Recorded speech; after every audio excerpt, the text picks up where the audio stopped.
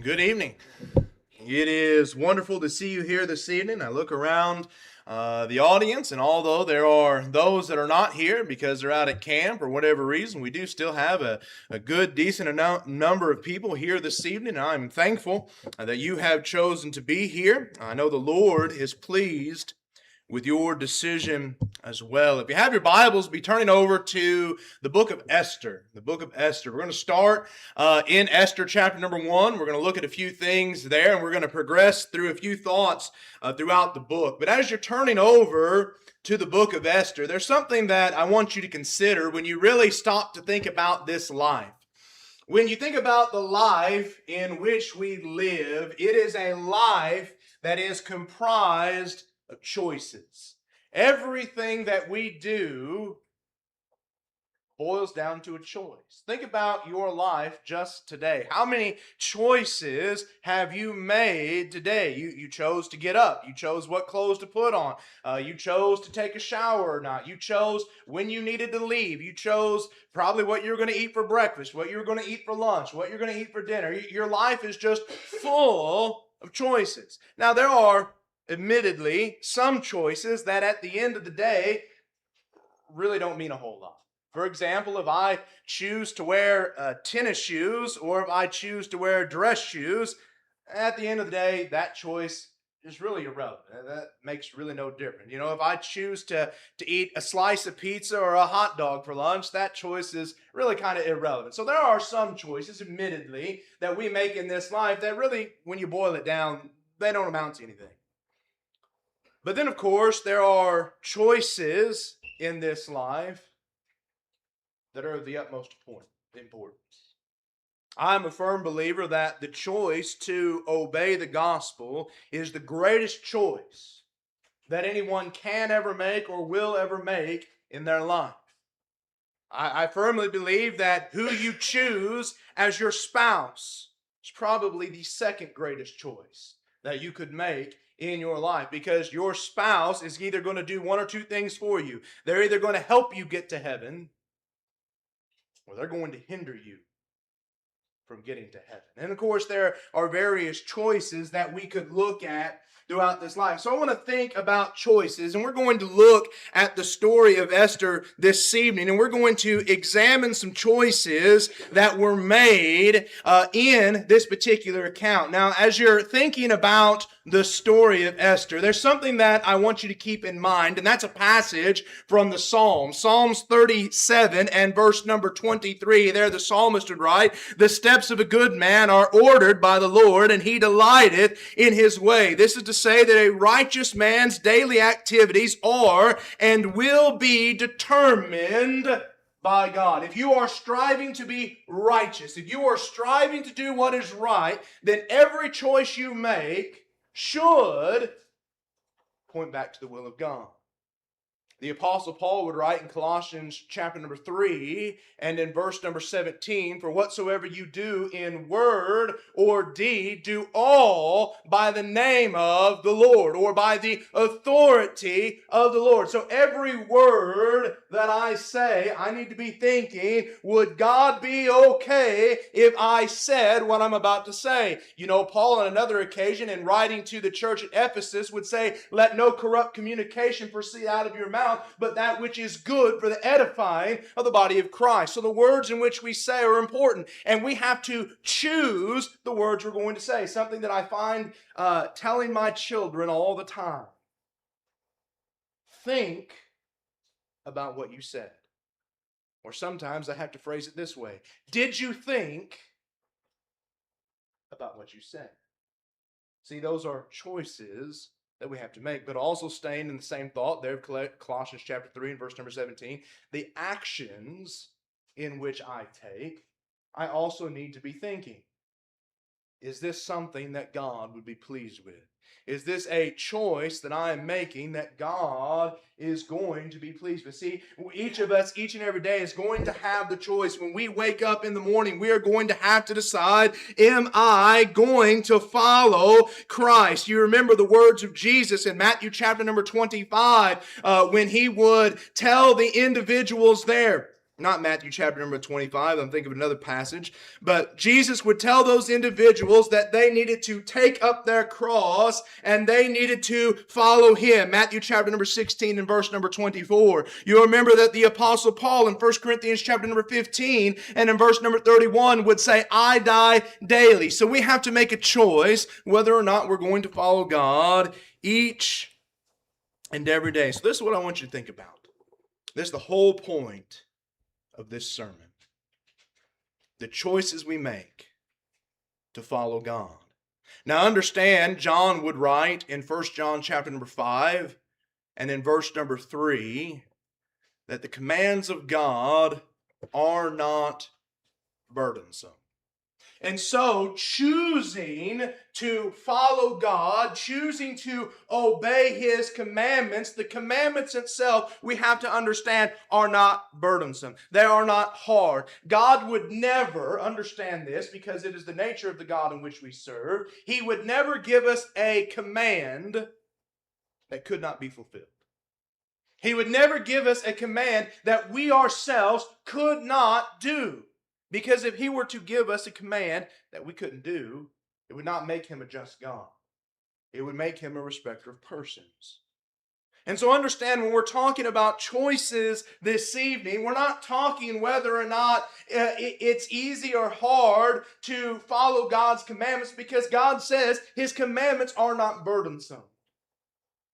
But what we have to understand is sometimes in this life, the choices on whether or not are going to follow God, sometimes they're easy, sometimes they're hard, but the reason that they're easy, the reason that they're hard is because I make them that way. Like I look at those of you that are in attendance this evening. I think for most of us, it was an easy choice to be here this evening. But you know, there are some that being here this evening, for whatever reason, it was a hard choice. It was a choice that they were not willing to make. Now, is the command to assemble hard? No. What makes it hard? Well, there's other things that I would rather do. So therefore, I'm going to do those instead of assembling with the saints. So, what I want to do with our time this evening, that's all introduction, that's all stuff to really launch us into what we're looking at this evening. I want to look at choices that we make in regards to following God, the easy choice or the hard choice. But again, it's up to me. And I want to look at this through the lens of Esther. Now, I want to give you some background information, and if you're taking notes as far as the points that we're going to look at this evening, we're going to look, point number one is really just going to be the background leading up to really the choice that we want to examine. And then point number two will be Esther's choice, the choice that we're really going to spend the majority of our time on. And then if we have time at the end, we'll look at point number three, really the reward of Esther's choice. But let's consider the background as we lead up to this. And interestingly enough, before we can even get to the choice that is going to be made in Esther chapter number 4, there's a bunch of other choices that has to be made. I want to start in Esther chapter number 1. Now, as you start reading in Esther chapter number 1, what you're going to find out is you're going to find that there is the king of the Medo-Persian Empire, a man by the name of Ahasuerus. He's also known by the name of Xerxes.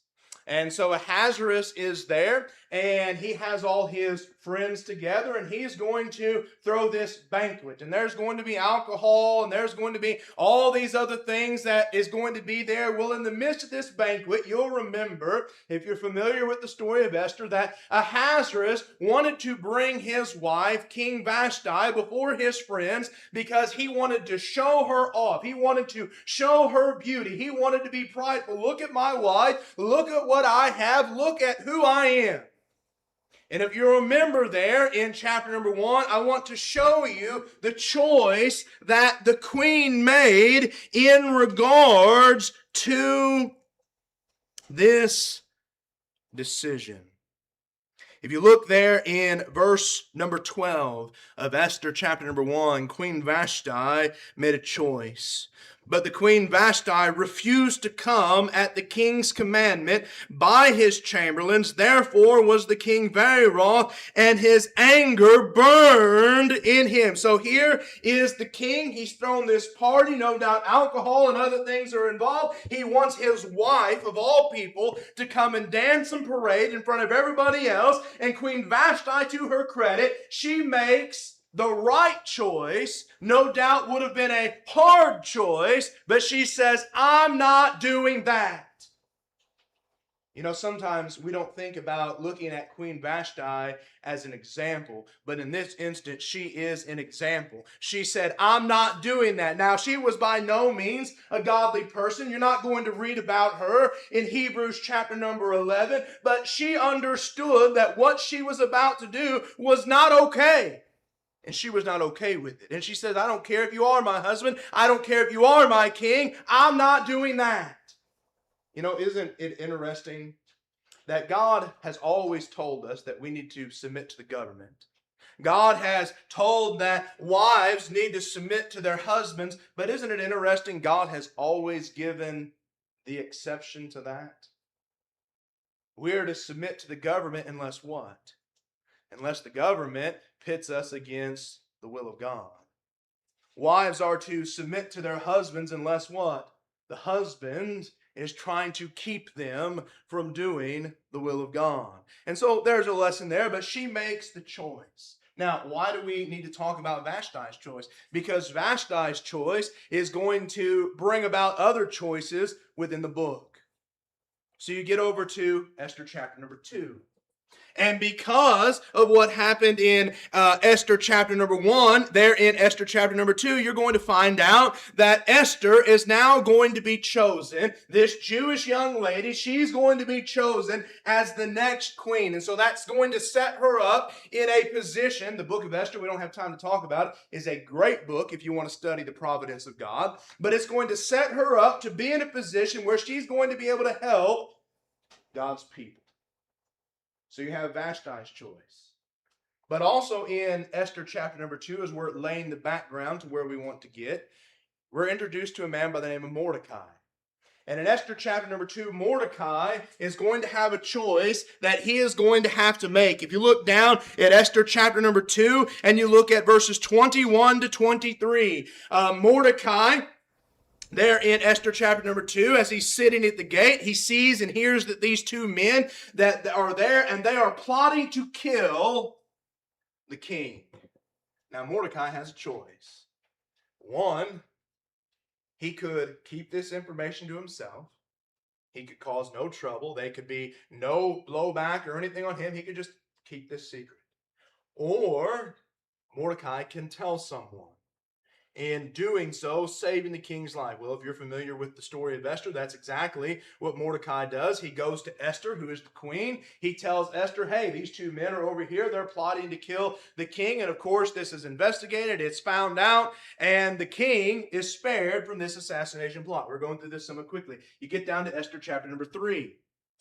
Mordecai is going to have a second choice that he's going to have to make. In Esther chapter number 3, verses 1 through 6, we're introduced to another man, a man by the name of Haman. Haman is a very prideful individual. And Haman is promoted by the king to a high office. And Haman wants everyone to look at him. He wants people to bow down to him. He wants people to pay homage to him. And as other people are doing this, here is Mordecai. Mordecai has a choice to make. Am I going to bow down before this man Haman? Am I going to give him this unnecessarily due pomp and circumstance? Mordecai could do that. And that would have certainly been the easy choice to make. Other people were already making that choice. Or Mordecai, being the Jew, could have chose, as he did, that he's not going to bow down. He's going to stay faithful to God in all these things. And of course, you'll remember that Haman becomes very wrath.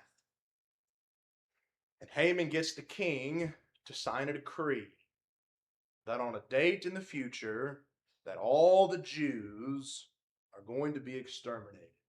And so this all happens because of a choice of Mordecai. Now here's the thing, when you consider the laws of the Medes and the Persians. The laws of the Medes and the Persians were not like our laws. See, we have a process for putting laws into office, but there's also a process in the United States that if there's a law that people don't like, they can repeal it and they can make it to where it's no longer a law. With the Medes and the Persians, that was not the case. Once a law was signed, even the king himself could not take that back. So once this law is signed that on a date in the future all the Jews are going to be killed, guess what? That law is set in stone. Now Mordecai is in danger. Now Esther is in danger. And so with all those thoughts in mind, that we get to the choice that I really want us to focus on this evening in Esther chapter number 4. Esther chapter number 4. Let's read a little bit of Esther chapter number 4 because I think it's important for us to better understand the choice of Esther. Look at Esther chapter number 4 and verse number 1. It said, when Mordecai perceived all that was done, Mordecai rent his clothes and put on sackcloth with ashes and went out into the midst of the city and cried with a loud and bitter cry, and came even before the king's gate, for none might enter into the king's gate clothed with sackcloth. And in every province, whithersoever the king commandment and the decree came, there was great mourning among the Jews, and fasting and weeping and wailing, and many lay in sackcloth and ashes. So Esther's maids and her chamberlains came and told it to her. Then was the queen exceedingly grieved, and she sent raiment to clothe Mordecai, to take away his sackcloth from him, but he received it not. Then called Esther for Hathach, one of the king's chamberlains, whom he had appointed to attend upon her, and gave him a commandment to Mordecai to know what it was and why it was. So Hathach went forth to Mordecai unto the street of the city, which was before the king's gate. And Mordecai told him of all that had happened unto him, and the sum of money that Haman had promised to pay the king's treasuries for the Jews to destroy them. And also he gave him the copy of the writing of the decree that was given at Shushan to destroy them, to show it unto Esther, and declare it unto her, and charge her that she should go into the king to make supplication unto him, and make request before him for her people. So here it is. Esther's just now finding out what is going on. And Mordecai is telling her, Esther, you are the queen. I need you to go before the king, and I need you to plead our case before the king. Esther, you are in a position of power. You need to do something. So now there's the choice that is going to be put before Esther. But notice the situation in which she's in, because look at verse number 11.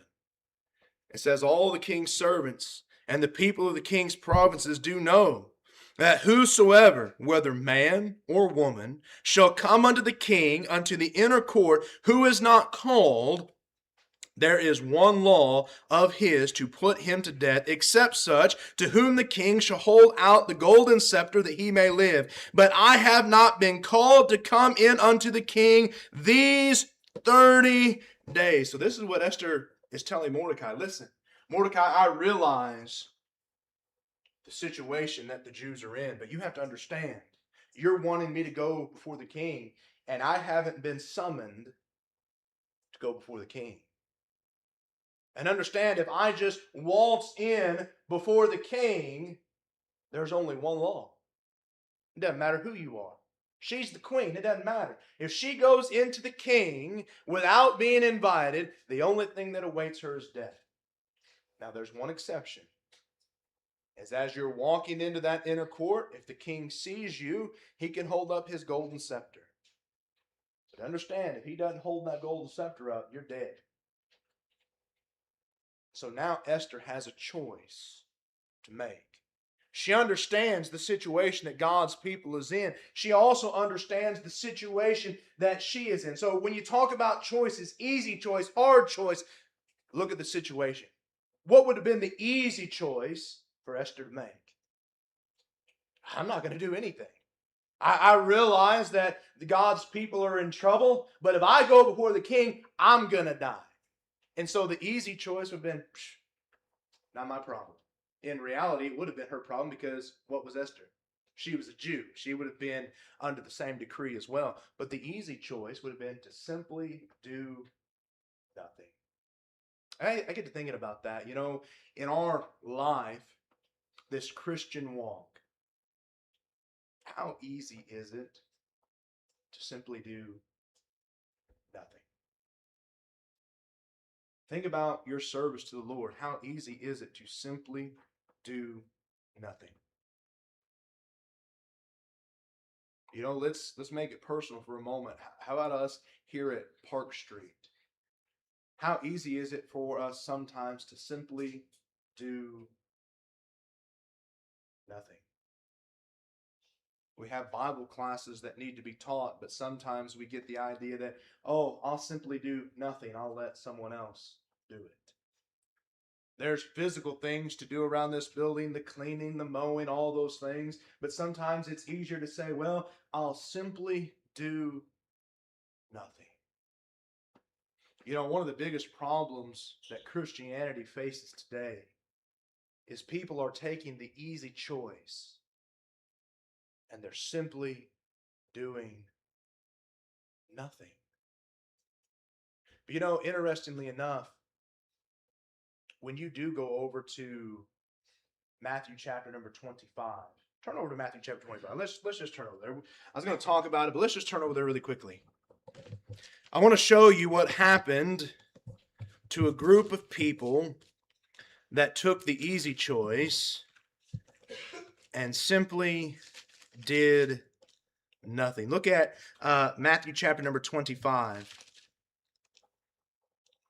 And I want to start, let's just pick up reading in, let's just pick up reading in verse number 40. Actually, let's pick up in verse number 41 of Matthew chapter 25.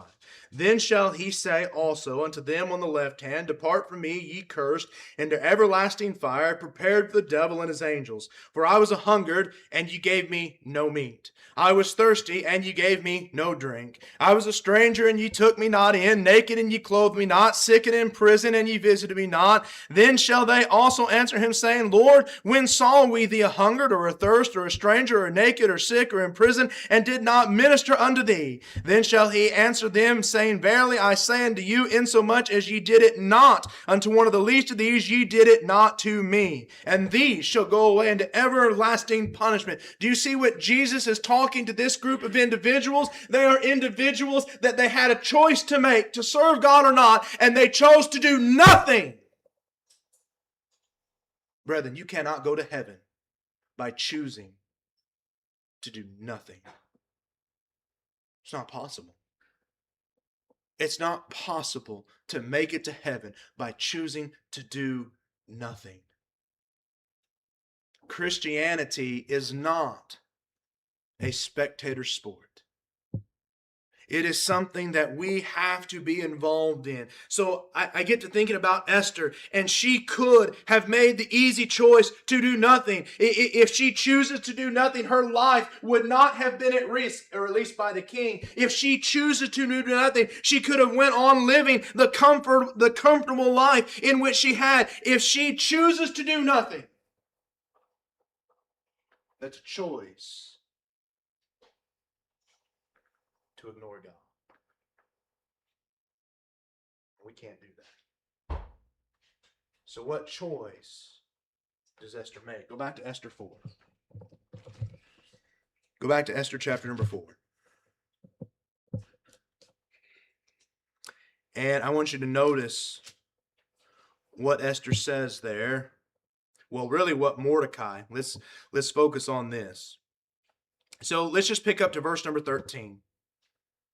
Then Mordecai commanded to answer Esther, Think not with thyself that thou shalt escape in the king's house more than all the Jews. And so that's Mordecai telling her, listen, you're a Jew just like the rest of us, so you'll perish in this as well. But verse number 14, probably the verse that most people know from the book of Esther, but it's a powerful verse. For if thou altogether holdest thy peace at this time, then shall the enlargement and deliverance arise to the Jews from another place. But thou and thy father's house shall be destroyed, and who knoweth whether thou art come to the kingdom for such a time as this? I wish we had time to deal with that statement.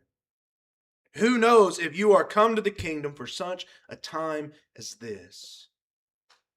That's a powerful statement. I encourage you to go home and study it out and think about it in your life, because sometimes I'll hear people say, well, if I could have just been a Christian at another time. God didn't need you to be a Christian at another time. He needed you to be a Christian today. You're right where God needs you to be. Do something. We're going to have to move on because we can spend a lot of time on that. I want to focus on Esther's choice. Look at verse number 15. Then Esther bade them return to Mordecai this answer. Go gather together all the Jews that are present in Shushan, and fast for me, and neither eat nor drink 3 days, night or day, and I also, my maidens, will fast likewise, and so will I go in unto the king, which is not according to the law, and if I perish, I perish. So Mordecai went his way and did according to all that Esther had commanded him. And so Esther hears what Mordecai has to say, and she says, okay, Mordecai. She said, you go get all the Jews, you fast, you pray for me. She said, me and my maidens, we're going to do the same. And she said, I'm going to choose to go in before the king, which is against the law. And notice her attitude.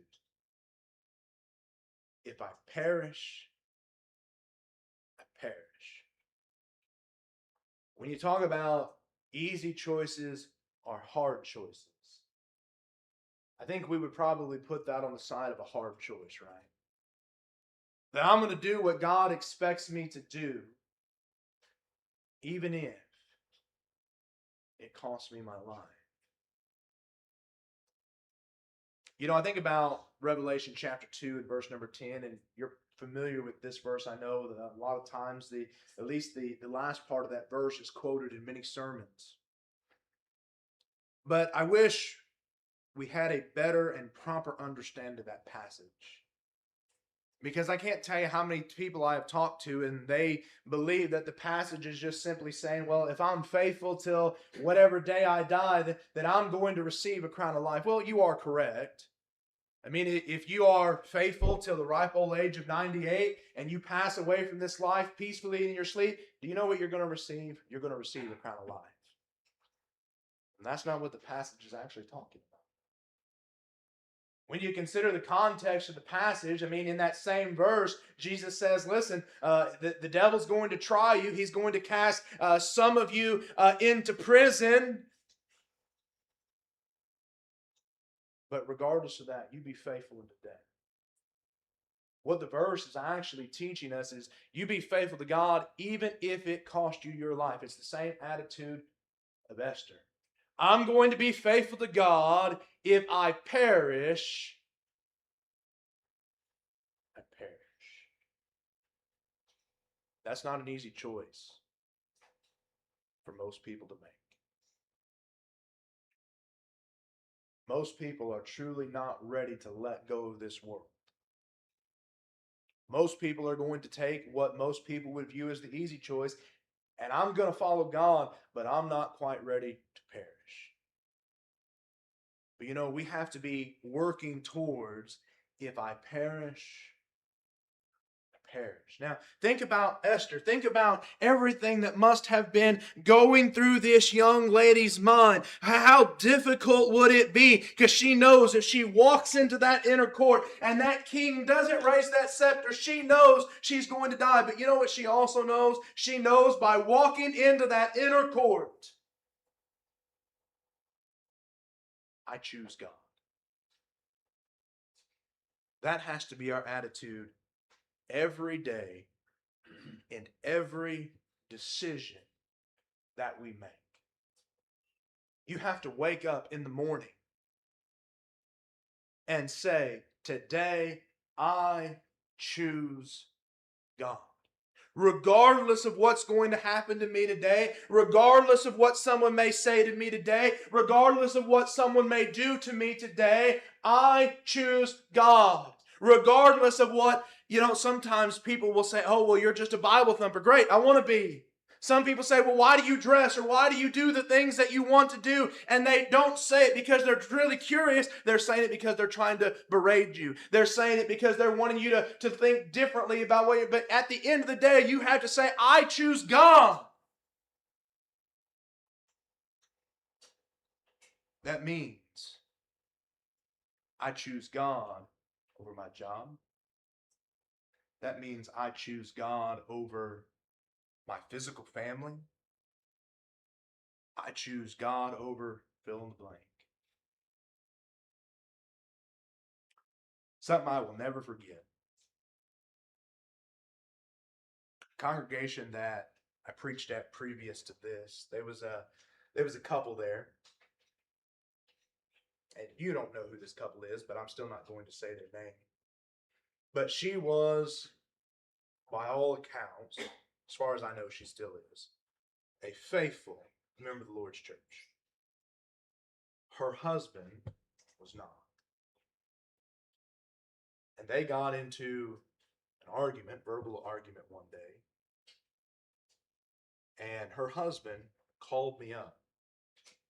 He cussed me out on the phone. He could not understand why his wife would choose to come to services rather than go do something with him. I tell you that story because that woman dealt with a lot in her home.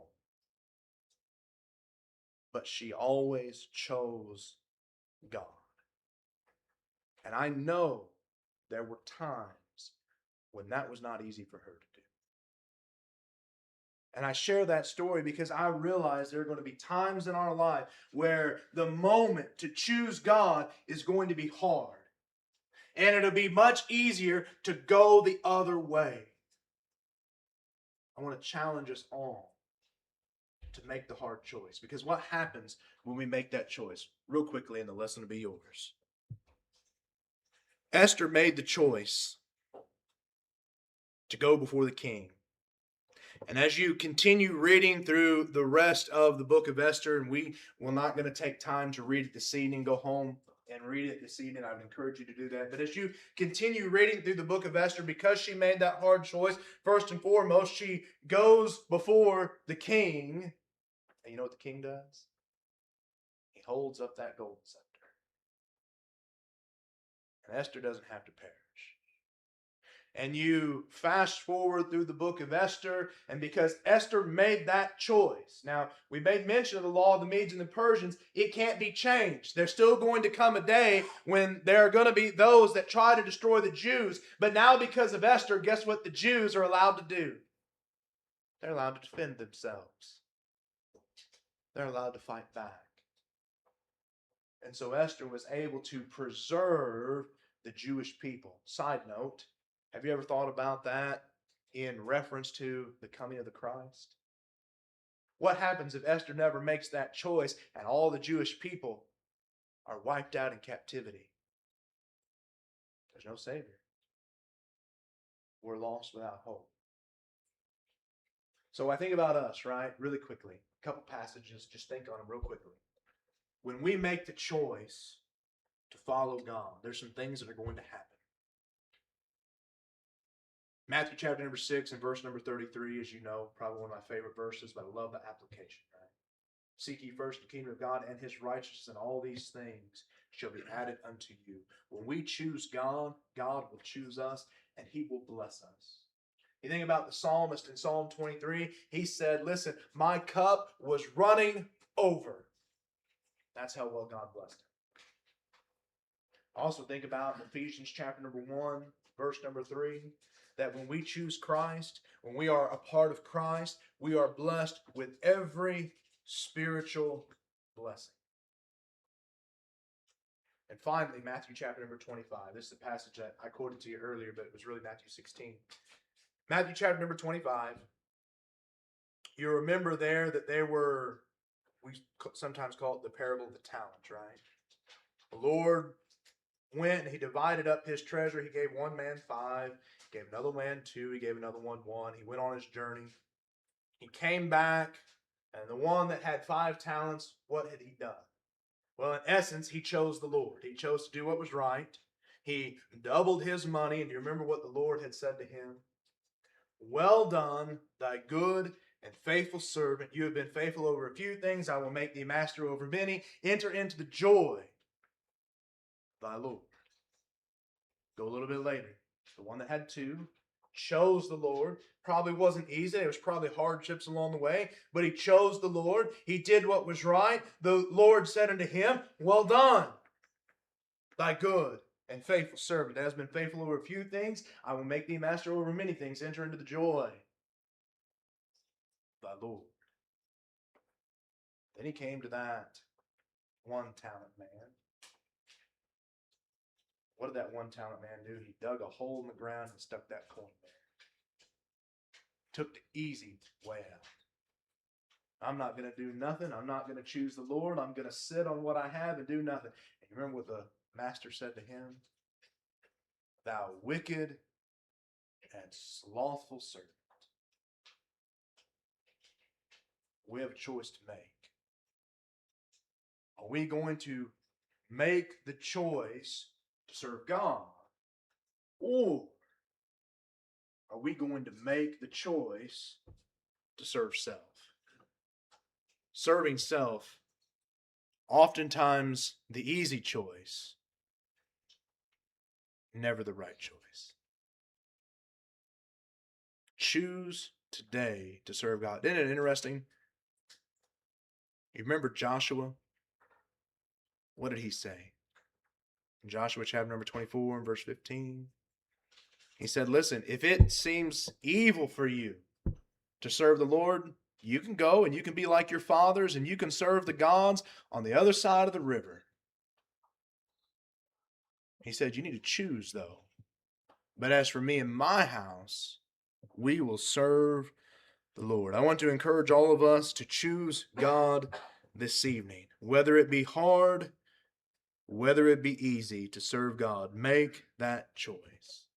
And so with that in mind, we offer unto you the Lord's invitation. If you are here this evening and you are not a member of the Lord's church, we want to give you that opportunity to answer his invitation. If you're not sure what it is that you need to do, let us know. We'll be more than happy to sit down and study with you what this book says you need to do in order to be saved. However, I think a more appropriate invitation for our audience this evening is maybe there's someone here as a child of God that maybe you have a sin in your life. Maybe you haven't always made the right choice in following God.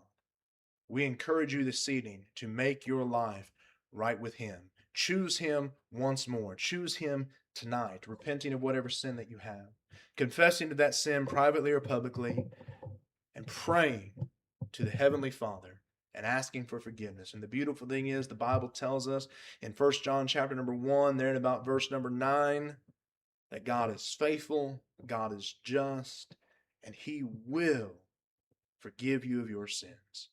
If you are here this evening and you are subject to the Lord's invitation, we encourage you, come forward as together we stand and we sing.